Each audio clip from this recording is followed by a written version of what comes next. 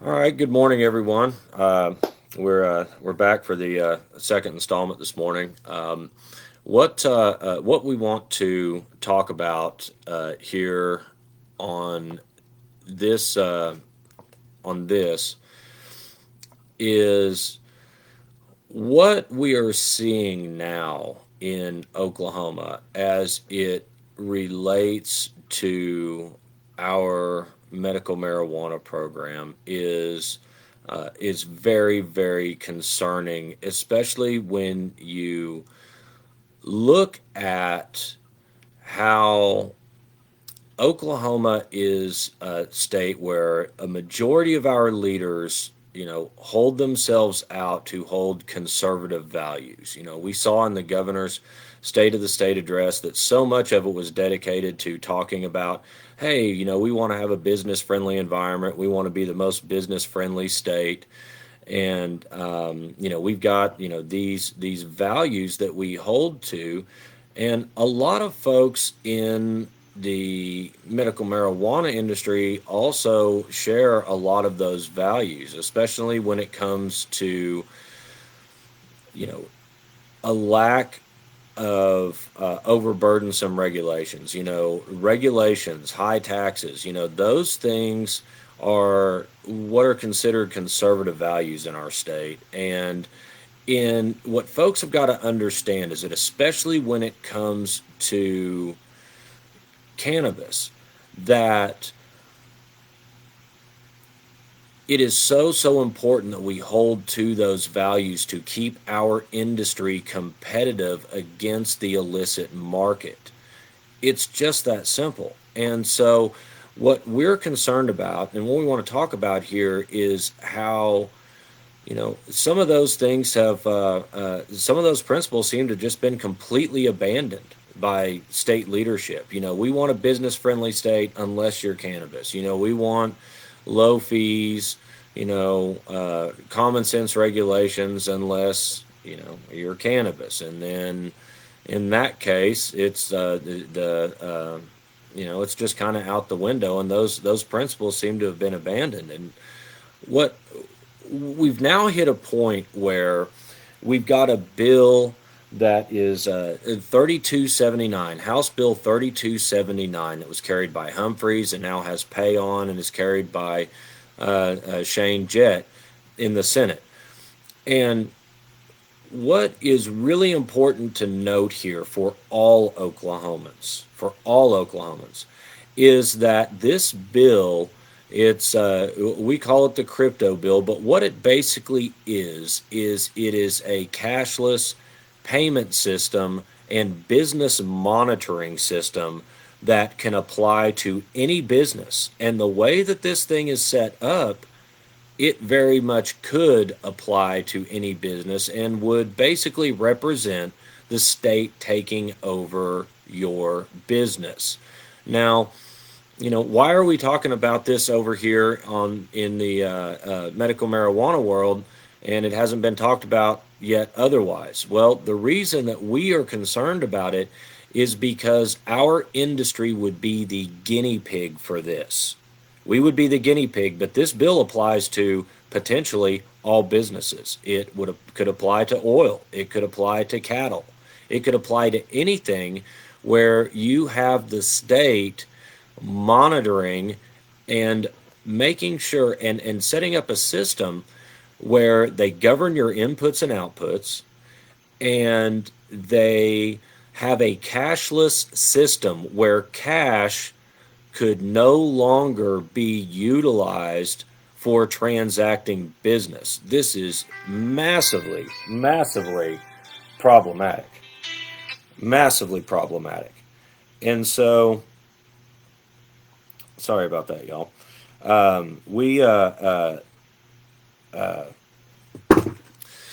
So that's the concern here, is that we've got that over on the medical marijuana side, but everyone in Oklahoma needs to know about this. And it was really interesting because what we see here with this House Bill 3279 is that it was interesting.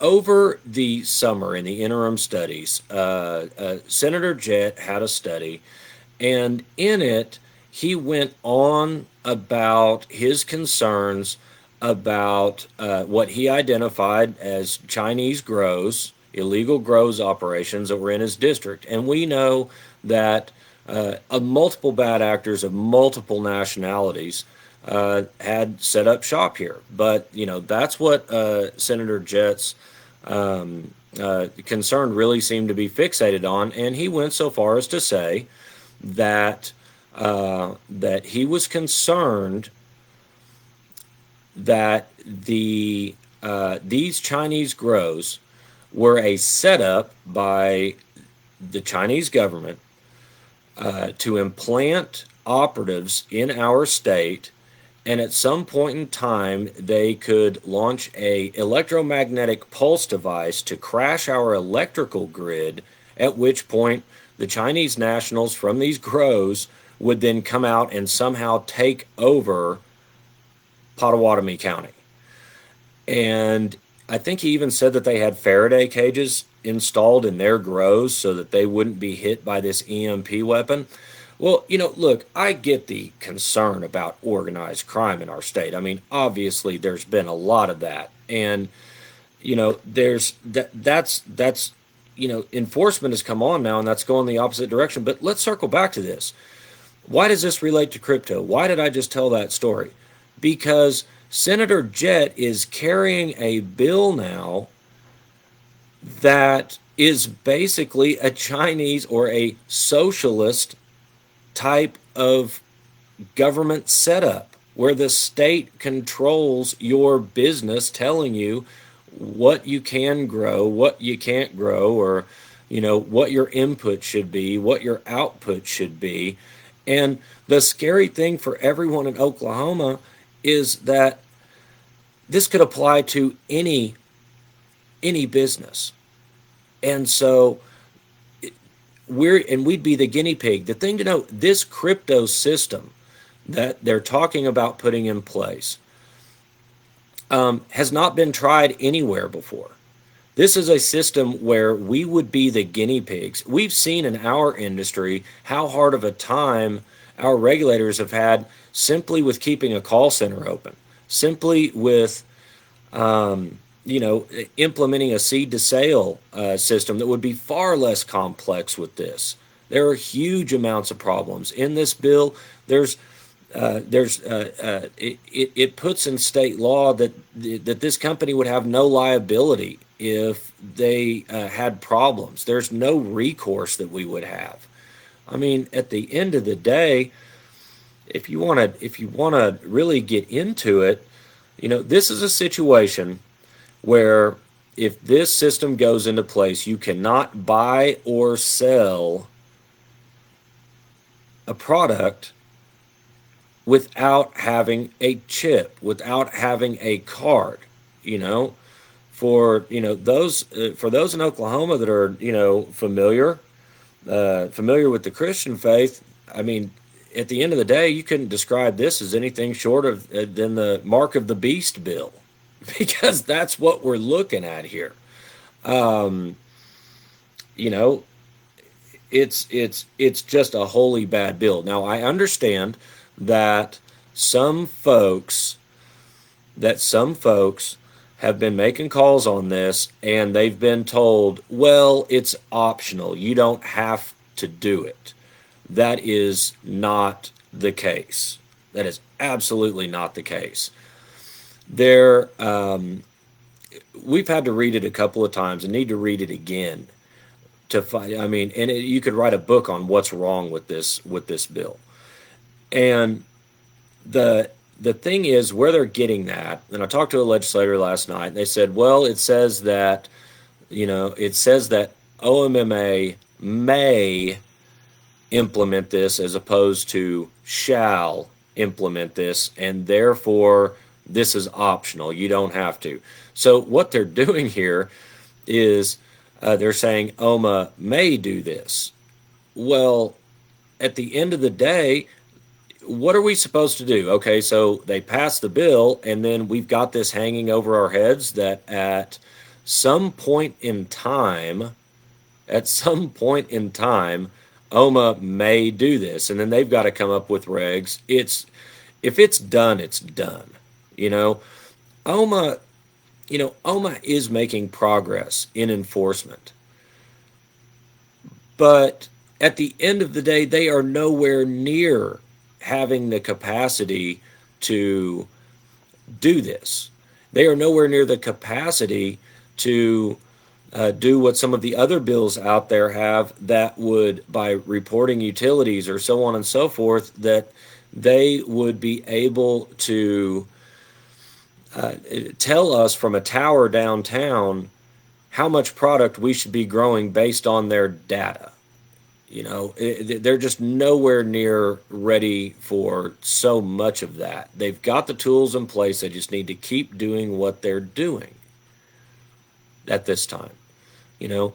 But the last thing that we need is we don't need a bill that would affect potentially all of Oklahoma that's a guinea pig that uses our industry as a guinea pig for this. Those are not, those are not what Oklahomans are about. We are not about state-run businesses. This is not Rosneft. The state, this industry brings in a lot of dollars to the state, and it's brought in a lot of jobs. It has, in a lot of ways, State Question 788 has been a boon to our state, and that's what we really, really need to focus on. Really need to focus on. Yeah, so the question, Lawrence, I see one question that you've got here. What about patients? Can they use cash? No, this is absolutely cashless. No. Consumers would have to basically put dollars on a card that would create the crypto, and then it would go in. I mean, it is, Frank, you're right. Cash is good for all debts, public and private, in America. And that's how it should stay. There is, this bill in and of itself, the crypto bill, if it passed, there would be a bunch of potential legal challenges to this. So it's just bad. It's just wholly bad. And I mean, it really does just violate so many things about what we want for a free market. We want an open market. We don't want the government telling us how much we should produce, how much we shouldn't. We don't want them saying, and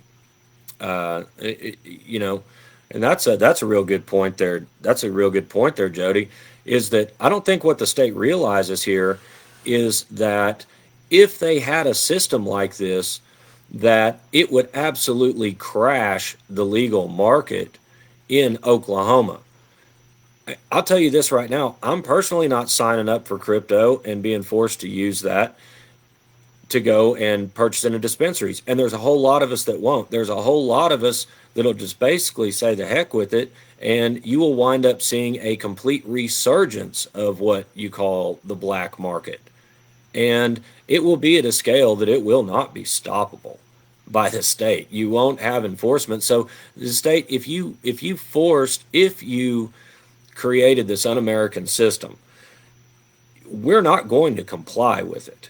Yes, there will be some that will, but at the end of the day, you will absolutely take a nosedive in state revenue from all of the people that will bail out and just stop going to dispensaries.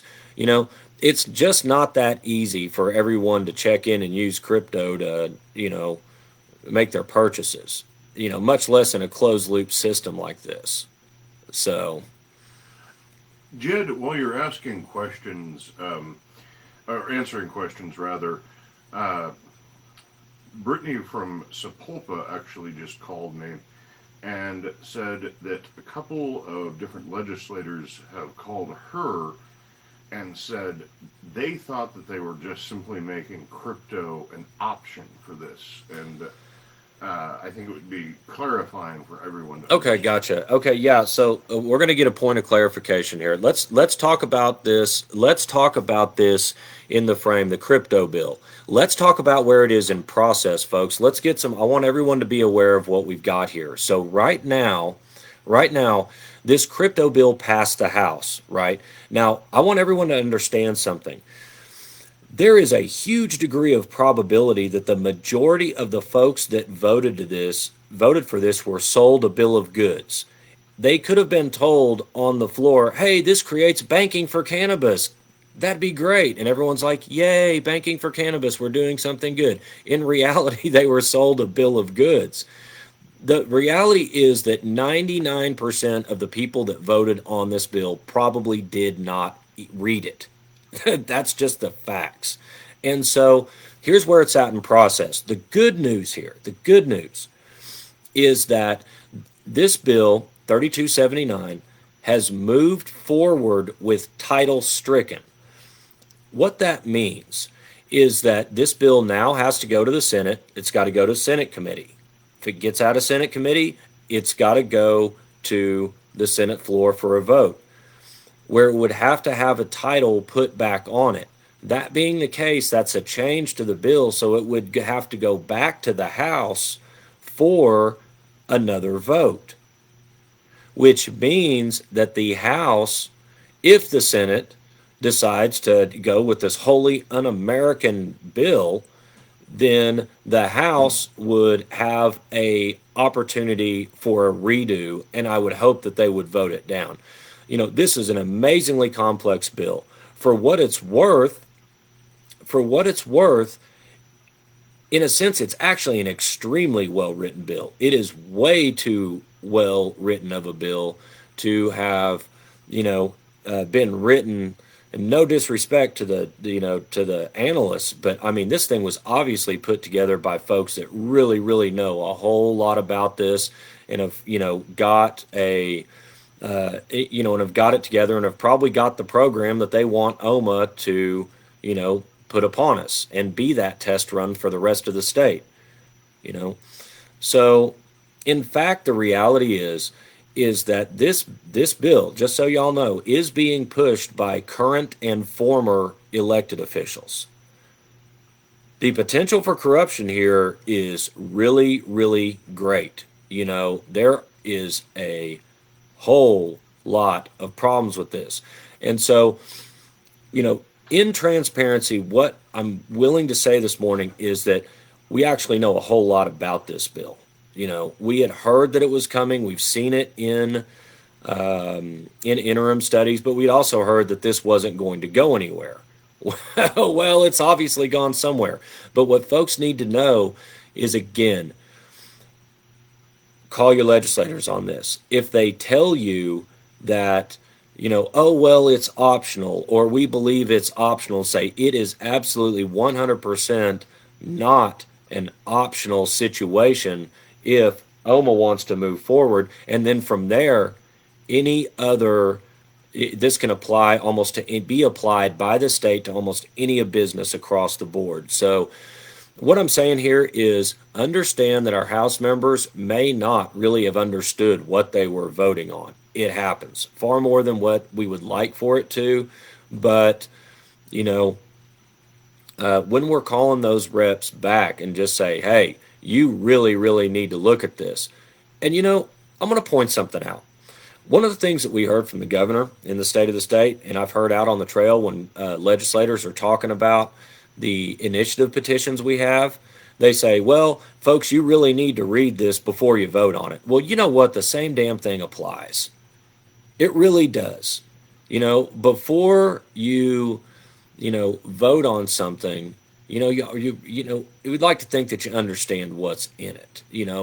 Our petitions have been done, in full public view for quite a long time. They're still posted. Anyone can read it. We agree. Folks need to understand it, but, and just for everyone out there, we'll have an update. We'll do next couple of days. We'll get on here again, and I'll give a rundown on exactly where we're at with the petitions and what all's been going on there. But Yeah, the crypto is bad, and I mean you could almost go line by line. There's like 30 pages of line by line just bad. It's just not what we need to do. And so I want to move on to a couple of others. I want to move on to which that is House Bill. Oh, what is it? 3279 is the crypto bill. Um, I want to double back because again, there's so much legislation. In the past we've dealt with big omnibus bills which were kind of a pain, but I think what we're seeing this year may give folks a new appreciation for them in that everything is kind of on one page or in one document. Right now we're covering dozens of bills that are all over the place that if they uh, uh,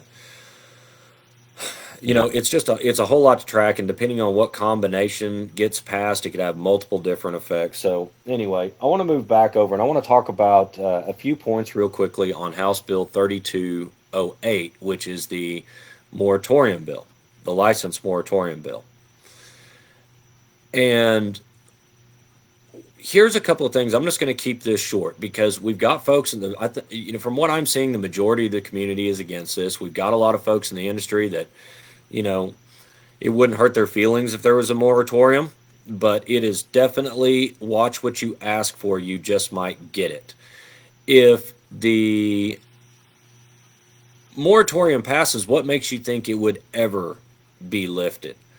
And let's talk about even the actual need for this. Fundamentally, there is not a need. 788 intentionally created a free market and open market system of licensure. It's the most open and inclusive licensure system in the country. It is unique.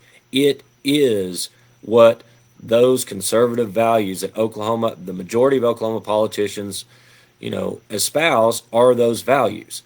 And it's really interesting, though, because it's a situation where, in doing that, the far right came around and grabbed the far left, and they came into actual policy agreements on something, whether they realized it or not. A free market, an open market of these licenses has also eliminated Oklahoma from going through all the difficulties we've seen in other states of diversity and inclusion in their program. Other states have had to go back and say, well, we've got capped licenses, extraordinarily high license fees that keeps the everyman out. And so they've gone back in and created diversity programs, only to watch those diversity programs to benefit communities that have been most affected by the war on drugs.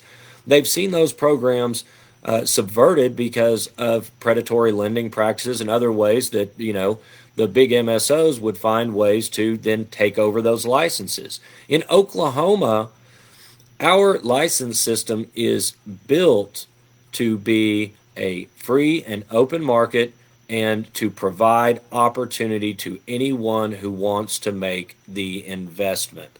And that's what we should have. So let's talk about let's talk about the moratoriums. There's a couple of the very little data that we really have gotten that we get consistently out of OMA.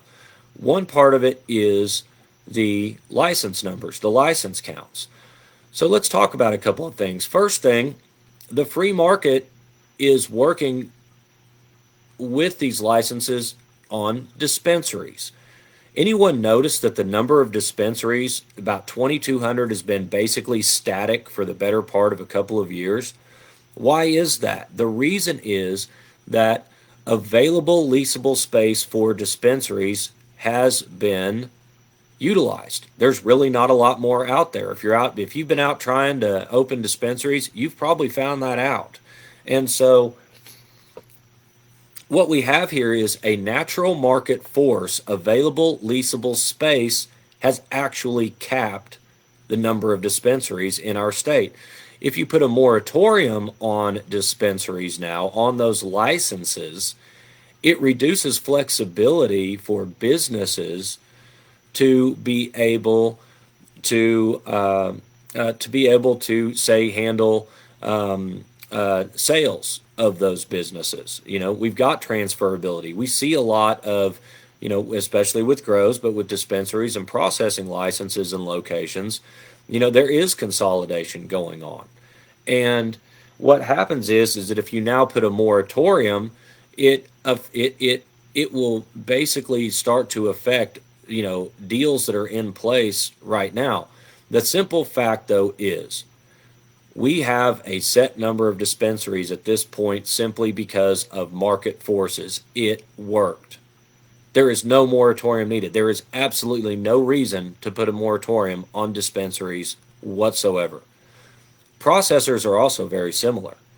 Processors are fairly limited. You put a moratorium on processors, now what you're doing is you are restricting existing businesses' ability to be able to vertically integrate. And the ability to go vertical is something that a lot of folks are finding is really important to being successful in business here in the state. Not everyone wants to, not everyone has the capacity, but we've seen a lot of that. A lot of folks that came in and said, okay, we're going to come in as a grow operation, and then they found that opening their own dispensary might be a really good outlet for their products. So let's talk about the grow licenses. You know, we have seen now that, at the beginning of the year, once enforcement got going, that we had a big drop. 1,400 grow licenses dropped in the license count, down to around 8,100, I think, down from 94, I believe is what it was.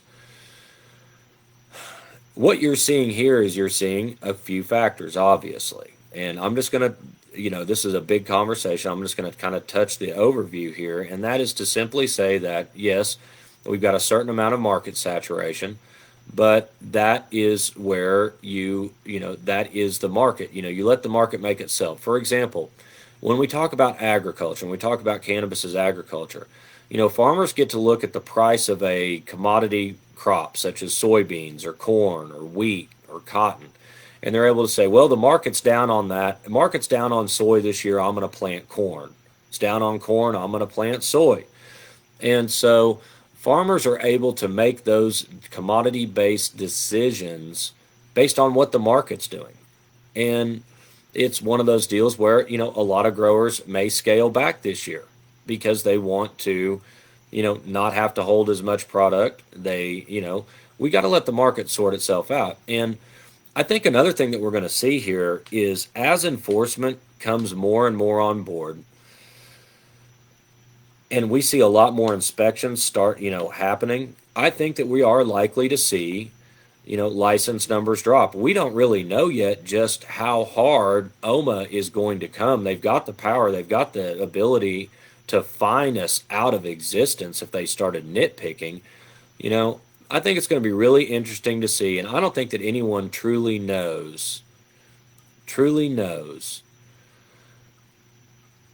exactly how many licenses would be grow licenses there will be still at the end of this year versus the beginning of this year. It needs to work itself out, but putting a moratorium on those licenses is not going to, there's no justification for it. It goes against what against what our principles are. Let the market work. It's working. Do the enforcement. It's working. So, Chris, did you pick up any particular questions on that? We just have a lot of comments of support. You're getting a lot of positive support out there, but I think we've covered it all. Okay. All right. Yeah.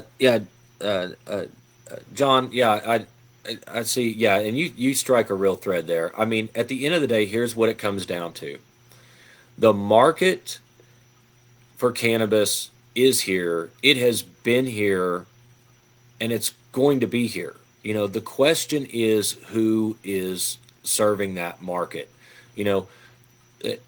A large volume of legal product on the market literally drops the cost down to where it pushes bad actors out of the state. If our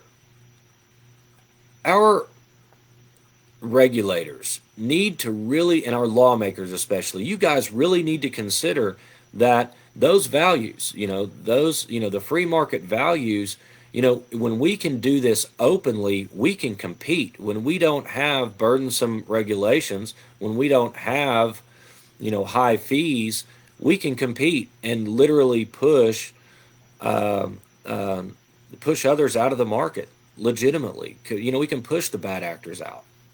So let's let the market correct itself. I agree completely, Frank. Um, Could I make just one comment, Jed? I think Jody's comment is a little bit kind of funny. okay, all right. Let's okay. So here's what I want to do. I want to hit the third one here. So that was 3208 by Cornwell of the House, and that's moratorium. Oh, and Paxton has picked that up in the Senate. So that's something that we need to hammer on this moratorium. It makes no sense. It does not hold to it doesn't hold to what we are here in Oklahoma. So let's get back into House Bill 2179, which is the license fee increase. This is fundamentally, here's the question that I've been asking people. Let's say, Frank, I see you on here. Okay, so Frank, I'm gonna come to your house and I knock on your door and I say, "Hey, man, Frank, I will mow your lawn for $40." And you say, "Okay, Jed, here's $40, mow the lawn." I'll be like, "All right, I'll be right back." And so I take off and I don't show up for 4 weeks, and I come back and the license the lawn is, the grass is now up to my waist, and I say, "Hey, Frank, yeah, this thing's out of control. I'm gonna need you to give me another $400 to mow this." Are you gonna give me the $400? No.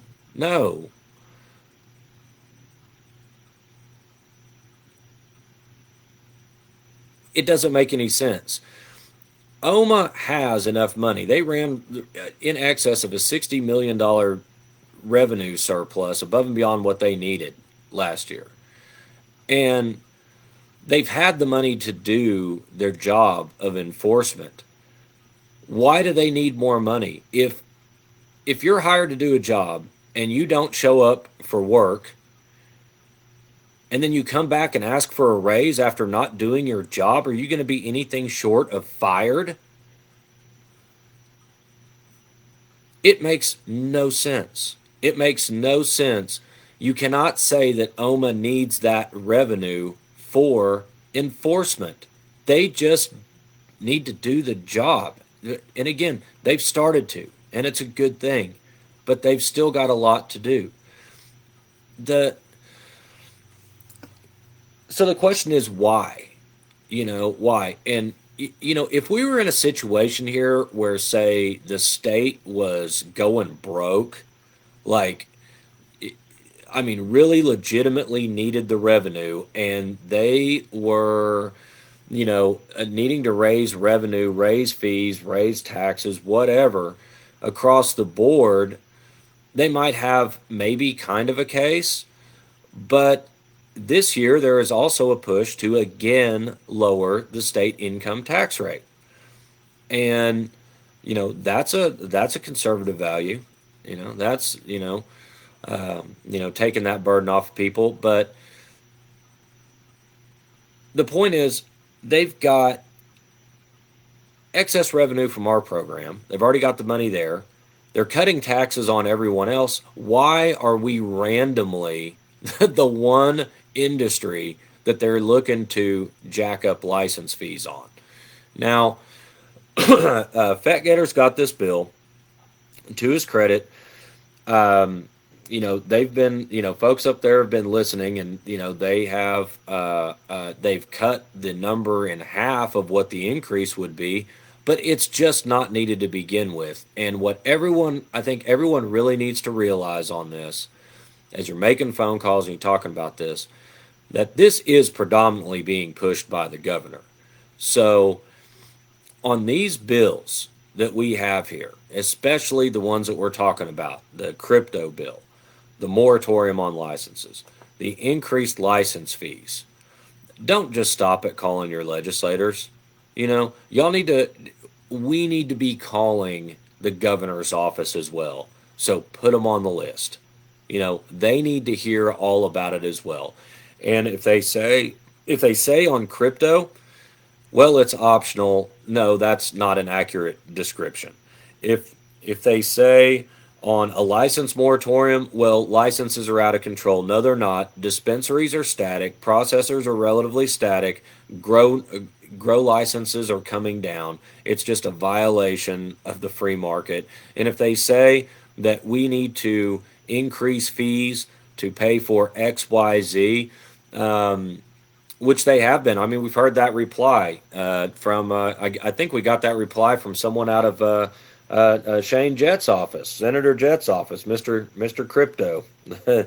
um, they were told, "Yeah, we need the money." No, you don't. You don't. Why? This. We don't.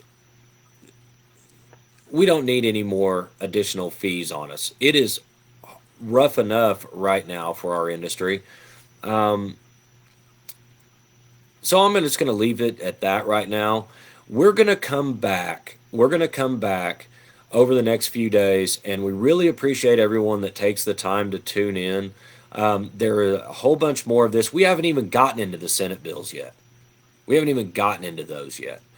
And so what we'll work to do here is as we're kind of getting warmed up. I think you're going to see us doing these more in the afternoon because, well, honestly, um, I kind of like a morning to get woke up, take a lot of phone calls, do all that, and really get a chance to do things. And we've got a document that have made publicly available. We'll pin it. You'll be able to track bills in there with us. We're going to double back. We want to talk more about good stuff. We're not, we want to make sure that everyone keeps working hard to defeat the stuff that doesn't need to be. We want to also make sure that folks are aware that there are good bills out there that we want to be supportive of. This is interesting. I'm going to mention this now, and we'll circle back to it on another chat.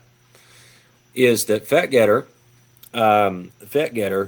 which I think folks really, he's probably an underappreciated guy. He definitely is at the Capitol, and I'm not just trying to kiss his long-haired ass. Okay, Fett's a good guy, and one thing that no one has talked about here, is that Fett Getter actually has a bill that would give us aid on the tax side of this. Okay, he has got a good conservative bill that would that would allow at the state level for us to take deductions as businesses that we are not currently allowed to because of 280E tax status.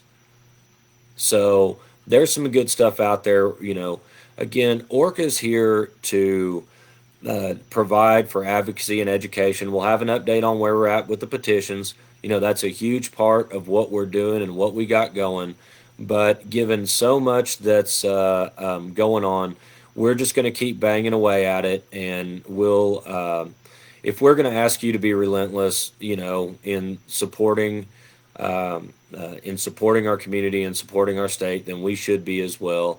And while have to be honest, doing videos like this are not I don't like. I'm just not really a big fan of cameras. I don't desire to be on one, but that's what that was a choice that me and others made when we started this organization to do, was a commitment to y'all to help get some transparency, work on these things together, and know that we, the people, are the trunk that the three branches of government come from, and that we have a lot more power than what you might believe, but that we need to use that power responsibly. So, again, we appreciate everyone that's making phone calls, and we'll come back, and I promise you one thing.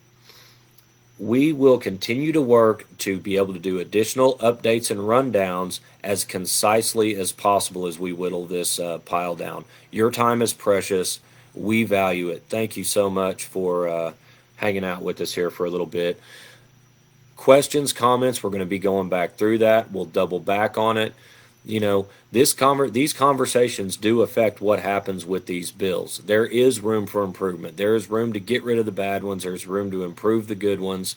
Let's keep the conversation going, folks. And man, please keep up making those phone calls and emails. If you've got a rep or a senator that's the type that never calls you back, keep calling them.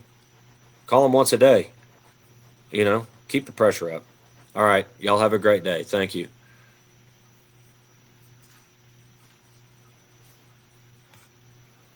All right. Good enough.